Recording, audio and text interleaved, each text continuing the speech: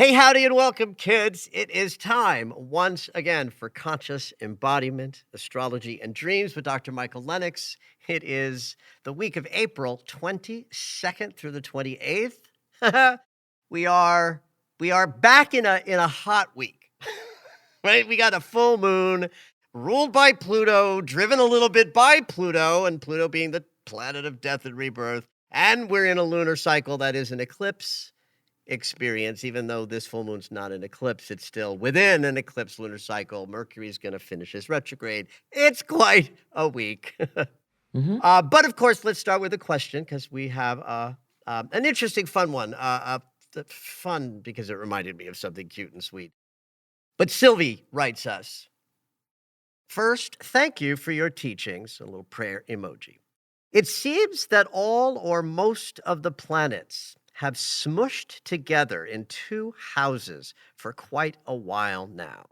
Is that normal? Or should I say, does that happen a lot? Or is it something rare that we are currently seeing? I thank you in advance, Sylvie. So this is a function of what is called splash and gather. We are gathered then. We are gathered. So the planets do this thing called splash and gather, where they will appear to gather up in bunch in a tight little section, which is absolutely true for now. We've got a little stellium in Aries, a little bit in Taurus as well. And that's the gather. And then the planets spread out, where they will be all sort of across the sky and the cosmos in a much more sort of open picture. And that's the splash.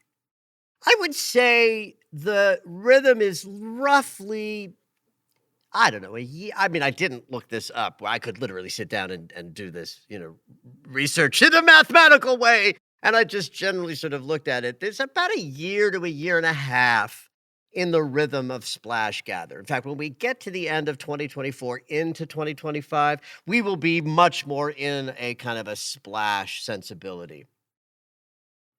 So the first answer is no, this is not rare.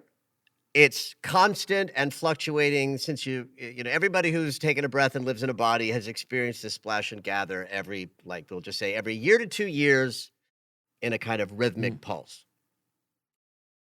So that leads us to the next sort of natural thing to talk about is well, what does it mean? Or what's the impact? And it's on the one hand, I want to say this, there is no impact to talk about that says splashes are like this, gathers are like that. Now, it is accurate that if you're working with astrology at a sophisticated level, meaning you know your chart and you know transits and you're working deeply with how the Taurus gathering is hitting your chart right now and the Aries stellium that's, blowing us all up, and you're working at that level, that person will have an ability to be connected to the gathering stellium and how it impacts them in a way that I can't speak to in a general way. Like here in this seat where I'm talking about the general day-to-day weather that we are all in, yes, I can tell you there's a big gather in Aries and a little crunch in Taurus, but the impact will be felt more at the individual level, chart to chart, than in some way that says all of us are experiencing something, because the planets are all gathering. So it plays out more at an individual level than at a collective level.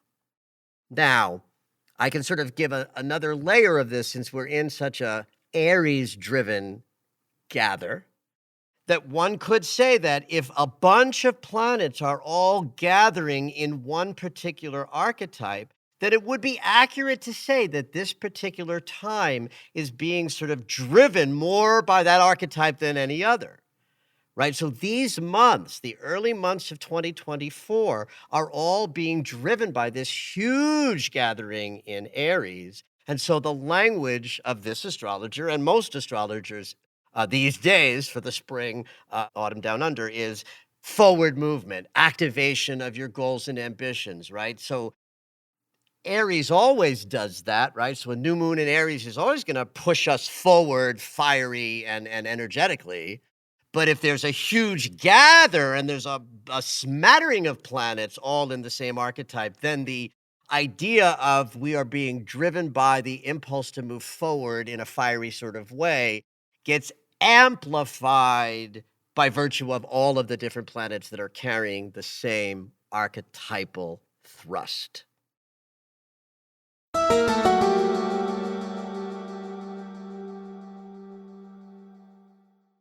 So let's talk about the full moon that hits tomorrow because it's epic. It's a biggie. And one of the things I'll say before we even get specific about why this particular full moon is so transformational is I'll remind you that over the weekend past, we had that gathering of Jupiter and Uranus at 21 degrees of Taurus. And if nothing else, just think of that gathering of the planet of abundance and expansion and the planet that brings sudden shift and unstable change. The general volume of intensity is raised. The Jupiter has one shadow, and it's the shadow of excess, extra, and over the top. Uranus brings unstable, sudden change. So you put those two planets together, smack dab in the middle of eclipse season and Mercury retrograde in Aries, you get a rock'em sock'em month because in this general way, everything is just amplified. But also, we are in a lunar cycle that was kicked off by an eclipse. So even though technically eclipses are behind us until October, we are in a lunar cycle that is an eclipse, 28 and a quarter days of radical change, transformation, and forward movement. So I will remind you that the new moon that kicked us off, the total solar eclipse in Aries, is about our forward movement. But the sun has changed signs. The sun has moved into Taurus. So we're still in the same lunar cycle where it's about moving forward fast and furiously, but now our conscious awareness is focused on the grounded, stable, hopefully, loving ways you want your life to reward you. Taurus is all about the reward, the value, the money, the luxury, the sensuality, the earth herself, and the yummy connection we have to her as the feminine goddess, Gaia energy that supports us. Such a beautiful sign. It's the only sign of the 12 signs of the zodiac where it's actually really comfortable to be here, because otherwise it fucking hurts. And Taurus is where we get acquainted with the yumminess and the value of being here in a body.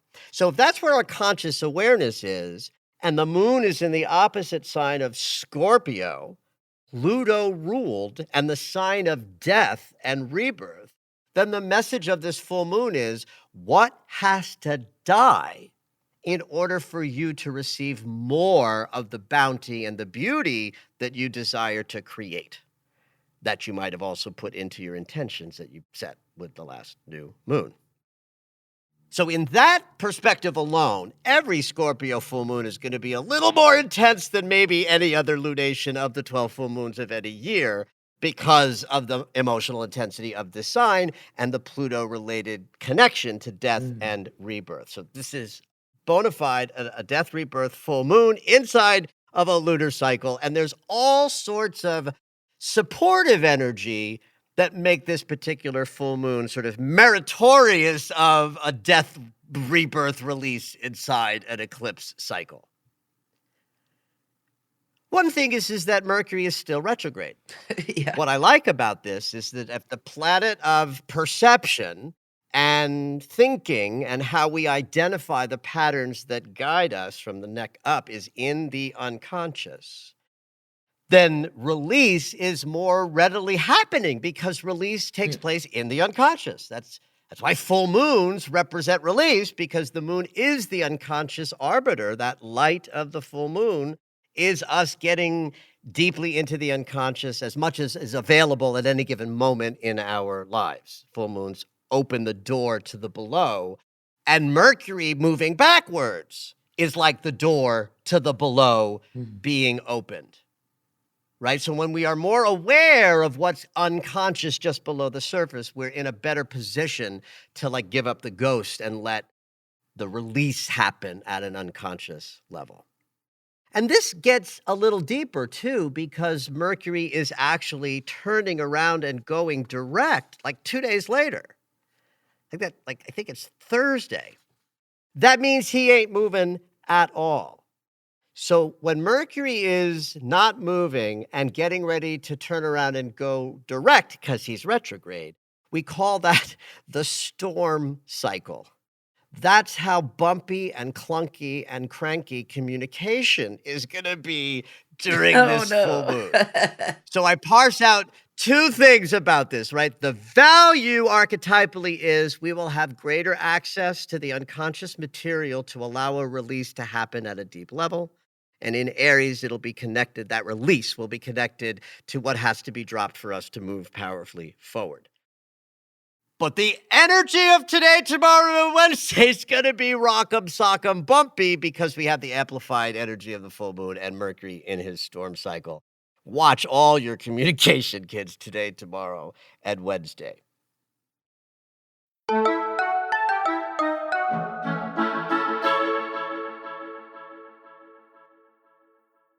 And not for nothing, Mercury retrograde is conjunct Chiron and Venus during this full moon. So that does mean that the healing we've been doing, all of the healing journey of these last months, which have been freaking epic, are playing their hand into this full moon. Venus has been carrying all of the matters of the heart that we have to release to love more powerfully with her. I talk about it every week in the podcast. So her participation in this full moon means that all of that healing work is playing out in the full moon. Chiron, too. He's all over this whole lunar cycle and Mercury retrograde period. So the healing work of Chiron and the sort of congruency of Mercury and Venus coming together, Mercury mind, Venus the heart, all of that gathering in Aries while the moon is full in Scorpio means that as we let something die, our mind and our heart are like in alignment saying, yes, let that go. I'm ready. My heart wants to release the mental challenges that keep me from being more powerful. And so this full moon is like a psychic surgery on that front. And there's more.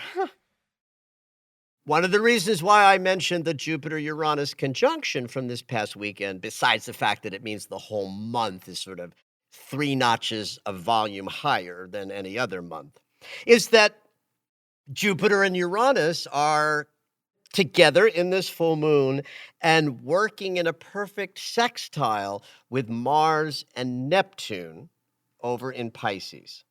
So this sidebar efficient geometry is putting together in Taurus the idea of what you want to expand to, Jupiter, allowing for the sudden changes and morphing and pivoting that will lead you to your abundance, Uranus. That idea of what's possible is working directly with Mars, the planet of the body. And as you all like to know, the body is everything in my world. That's why the moniker is Ambassador to Your Conscious Embodiment, because it is our body and our embodiment that needs us to drop the patterns of our mind and our hearts so that we can move Mars more effectively and more powerfully forward. So Mars in a sextile with Jupiter and Uranus in this way makes the productive sense of my body knows what I want to do and where to go to expand. That helps the release happen because the body knows where it wants to go. If the body knows where it wants to go, it can look over at the mind and the heart saying, that idea, that perception, and that old emotional pattern has to go because I can't move forward powerfully unless you let that shit go. And Mars is hanging out with Neptune, the ruler of Pisces. You got the planet of action in the sign of the unconscious saying, let go unconsciously of inhibitory mental and emotional patterns that keep you from moving forward powerfully. Just having this sextile at the side of this full moon, I think makes the psychic surgery that I think it's going to be really efficient in helping us let go of shit that keeps us from being more powerful and expansive. And the last thing I want to say about the full moon is that Saturn is in an exact inconjunct with the south node of the moon when this full moon is exact. So the south node is the opposite node where the eclipse season took place. This is a north node eclipse, so it's all about moving forward. And the south node holds our past. And everything that we want to let go of in this full moon is a pattern that has its origins in the past. So Saturn making the great eliminator 150-degree inconjunct with the south node, my favorite angle in all of astrology, allows our highest and greatest wisdom to guide us in the release that's happening. There's an idea in astrology that says Saturn likes to reward us for a job Yeah. well done. And this is one of those potential reward moments where if Saturn is carrying with him all of the work we've put in on our self-investigation, healing, and integration, then the geometry of this inconjunct in the full moon is taking all of that wisdom and allowing it to influence how we move through this full moon. In other words, the karmic work you've done in the last 6 months is all empowered in this full moon, so that as you allow the unconscious release to occur, you are doing so from a place of your highest guidance and wisdom because you've done the Saturn work of healing, self-investigation, and integration over the last 6 months.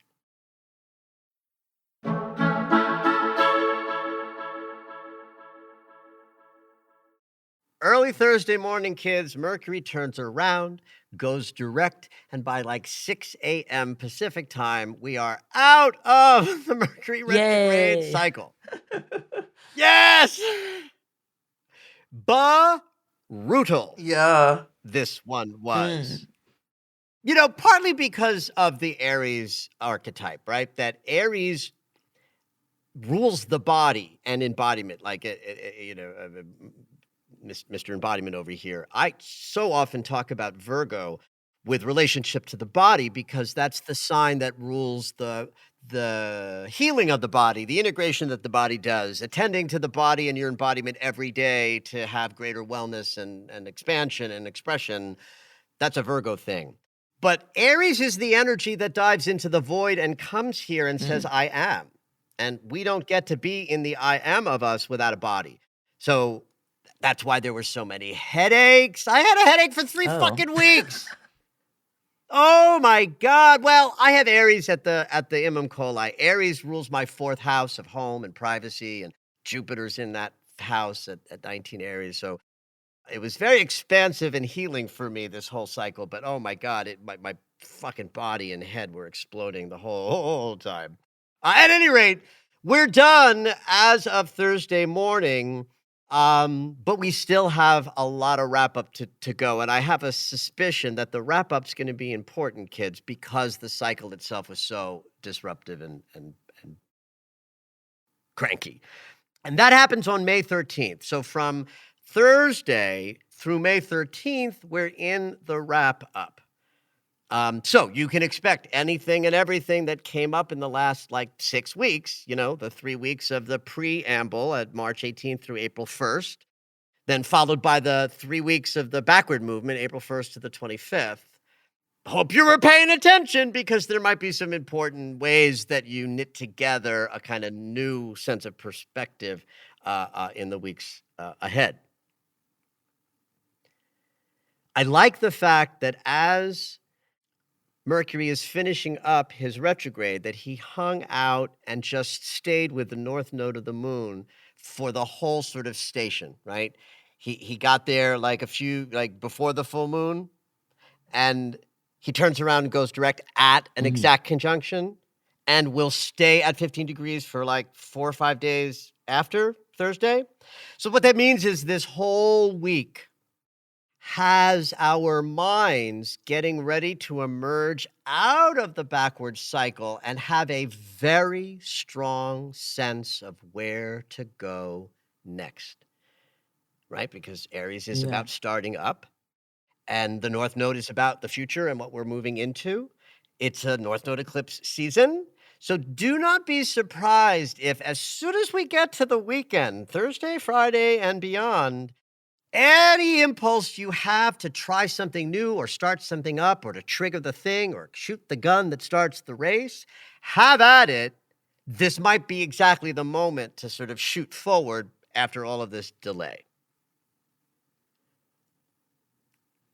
I'll mention that the only triple transit of the Mercury cycle was a conjunction to Chiron. And so we have our third and final hit of that on May 6th. The first date was the equinox on the 20th of March. The backward motion moment was tax day in the United States, April 15th. Still don't think the IRS is showing that I filed Me my neither. I taxes, but haven't I did, and heard. I have the receipt. Ah, crazy.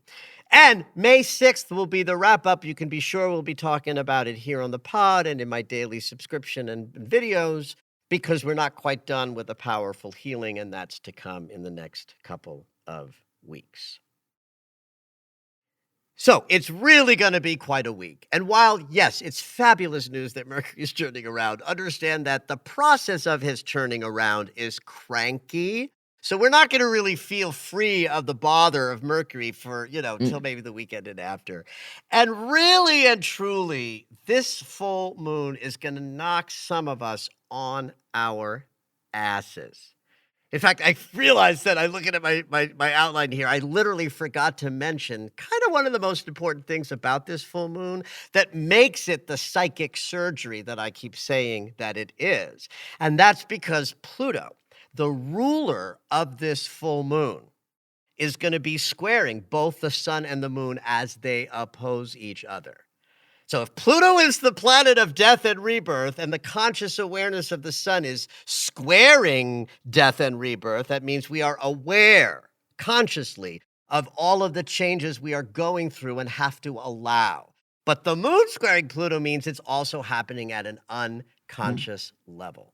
So whenever we move up against something like this, a full moon that is just that epic, I remind you of my favorite way to language prayers of release, when that release might be an overwhelming thing to sort of mentally codify as this or that. So this is that moment where you put a hand on your heart, one on your belly, you take a deep breath, and you say, I am now ready to release anything and everything, known and unknown, conscious and unconscious, that inhibits my magnificent unfolding on the planet at this time. I allow this to happen at the level of death and rebirth, even if that is scary. And so it is. Amen, amen, ashe, aho, and my favorite, have at it. Did you know that Michael has a daily astro alert? If you enjoy hearing the weekly astrology, you might like knowing more about each day. When you subscribe for the daily astro alerts, you'll get an in-depth explanation of the day's astrology sent right to your email. Subscriptions are only $10 a month, or you can purchase the yearly subscription at the reduced price of $100. To subscribe, head over to michaellennox.com.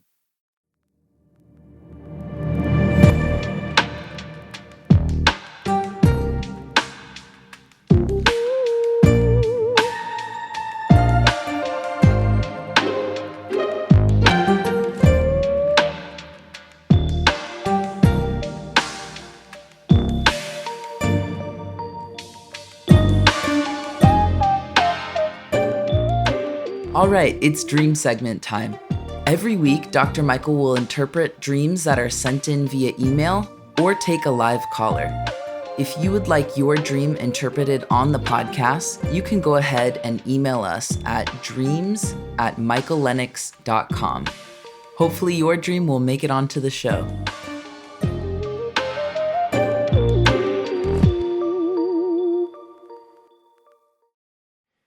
Okay, this week we have an email in Dreamer, and we have an email from Brianna. Brianna says, "Good evening, Dr. Lennox. My name is Brianna, and I have a very disturbing and unsettling dream I would love for you to interpret." I like it already. Yeah. The dream starts off with my mom and I at a double-sized covered bridge with tons of cars abandoned by their owners. I'm not sure how we got there or why we were there in the first place. Thank God we went there because my boyfriend's car was there and he was nowhere to be found. There was a female cop who seemed to be in her 50s, and I asked her if she knew what had happened to my boyfriend, but she said his body was nowhere to be found. At this point, I could feel my physical body becoming overwhelmed. I started sweating and my heart was pounding a mile a minute. He was either murdered or unalived himself, but he was gone. After my mom and I came back to our house and his car pulled up in front of our house, the same female cop came out of the car, knocked at the front door. I answered the door and she had his kitchen knives in her hand. He's a chef. All she said to me was, "Here are your boyfriend's knives." And she walked down the front porch and drove off in his car. Nothing else was exchanged by here or what happened to him. I turned to my mom, who was in the dining room, and said, "Peter, if you're actually dead, please give me a sign by moving the Christmas decoration on the wall." Then the decoration moved with such full force. At this point, I knew he had died. I just didn't know how or why. I'm sobbing and sobbing, screaming. At that point, I finally got myself to get up, and when I tell you I was so terrified, I was so terrified. Before the end of the email, I want to tell you, I called Peter to make sure he was okay, which I knew he was, but my subconscious, yeah. Right, thank God. So she says, God. I mean, I'm so Yeah. glad she included that. So thank you, yeah. Brianna, So for she including says, that detail. which I knew, but in my subconscious was trying to tell me otherwise. Peter and I are doing long distance. He's in Florida and I'm in New York, but we're doing great. Some ups and downs had happened, but we always managed to overcome them. I'm not really sure what lays ahead, but I do know that I want to marry him. If you could help me with understanding the dream, I would greatly appreciate it. Wow. Okay, first of all, so you picked this dream before we Yeah, arrived and you knew I what the picked it astrology before was we for the week, signed right? on. Don't you? Yeah, I love that. So you're like, so you're not sitting there thinking, ooh, what dream would work with a Scorpio full moon? But you always do this. Well, me or You the always universe. pick dreams that, There you go. well, there you have it. The universe does through you. So I love that. First of all, this is a very Scorpio death rebirth dream because there is, in fact, a death in it that I want to start right away, Brianna. Yes, this is a death dream. He dies, but death in a dream is not the same as in life. If Oh, this right. were real life, Right. this would suck. He'd be dead. Right? But it's not a dream, it's a symbolic death rebirth.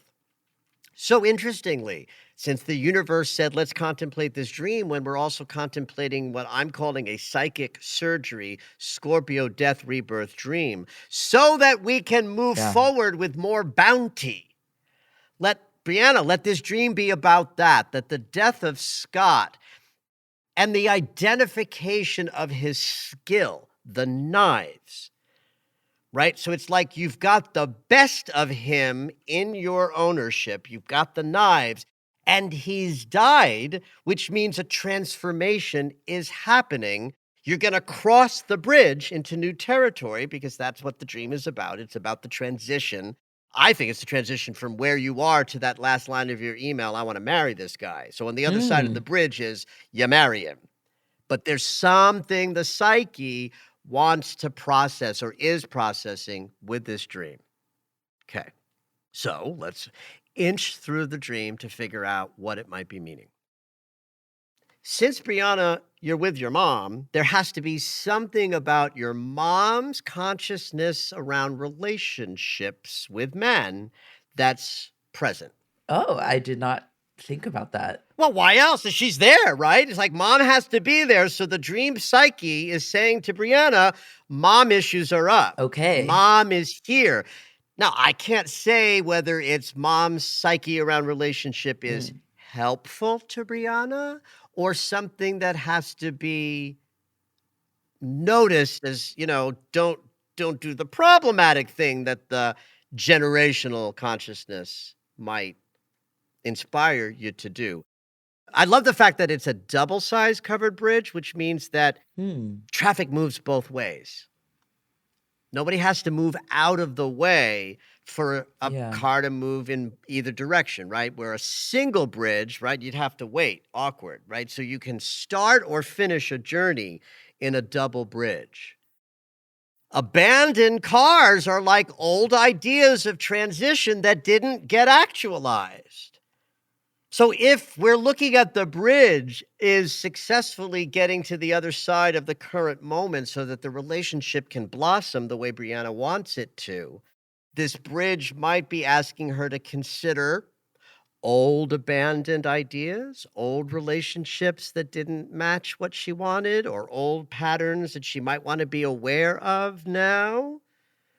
Right? Like looking at, if I want this relationship to succeed, I might have to consider ways in which past relationships did not.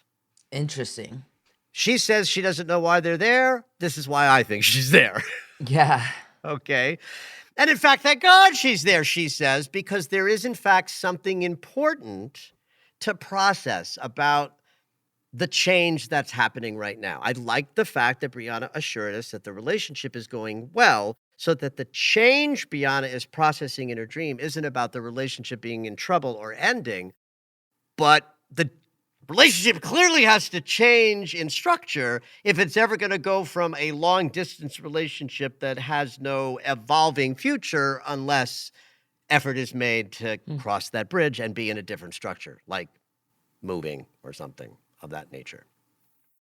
I'd be really curious as to how old Brianna's mother is, because I'm wondering if she's somewhere near 50 or 60, the way the cop is an older feminine archetype that also holds the masculine principle of what is right and wrong.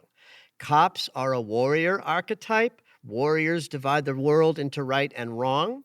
And so there's something fundamental and black and white about this cop that is sort of part of the journey that Brianna's on. So there's a part of Brianna that has some wisdom and maturity, 50 years old. Might come something to do with mother if mother's in her 50s or 60s or something like that, of like what's right and what's wrong in the world of connection or relationship or intimacy or changing the relationship. So if Brianna doesn't know why she's there, but the bridge tells us that some adjustment, transformation, and shift has to be made to get to another consciousness, i.e. crossing the bridge. And again, I'm going to repeat, she doesn't know why she's there. Her body getting overwhelmed in the dream is like the evidence that there's an unconscious conflict. Because that's how we know we're in unconscious conflict. The body tells us first. Like the mind is the last to find out sometimes. The body starts, clamping up the diaphragm and shortening the breath and sweating up the palms and right? So that happens in the dream when she realizes that there's this change, this murder or suicide. Maybe this is a dream about the insecurities that Brianna has managing a long-term relationship that's going well.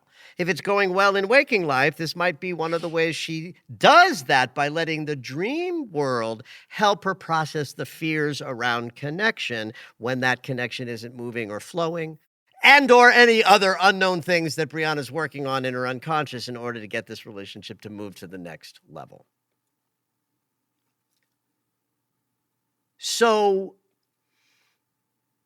the second appearance of the cop and the delivery of the knives speaks to my sense of, all right, if cops are right and wrong, and Brianna's thinking about the rightness and the wrongness of this relationship, getting the knives is like getting connected to his the bestest use of his energy, right? I'm not saying that he's a good boyfriend because he's a chef.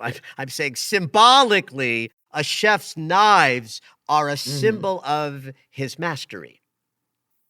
And she's receiving the gift of understanding that her partner has a kind of masterful ability to sustain, to nurture, to cook food and feed her. That's symbolic of sustenance, right? So she gets that gift. So this last little scene. Oh, how much I love the scene where she's like, Peter, if you're actually dead, move the Christmas decorations. And then Mm. they move with great force. So on the one hand, what I love about this image is it's a moment where Brianna is connecting to energies that are like outside of herself to have wisdom and guidance. She's asking spirit to give her guidance and wisdom, which I love Right. as a kind of a model of behavior. We all want to co-create with spirit better. But the idea that the dream vibrates with, yes, he's dead. Remember, it's a dream.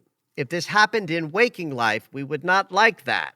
Like if Brianna was like, "Is my boyfriend dead?" Ask for the sign, and the sign says yes, that would be, uh-oh, he's dead. But it's a dream, which means it's validating that the change and transformation that I keep saying has to happen has happened, Hmm. right? He's already dead, which means that while she doesn't know why she's at the bridge, just like the chicken has to cross the road for some reason, if you come to the Yeah. bridge, the job is to cross the bridge. So we're just going to treat the bridge crossing as an unconscious release, a surrender to change, and a death rebirth so that Brianna and her man can continue to deepen their relationship.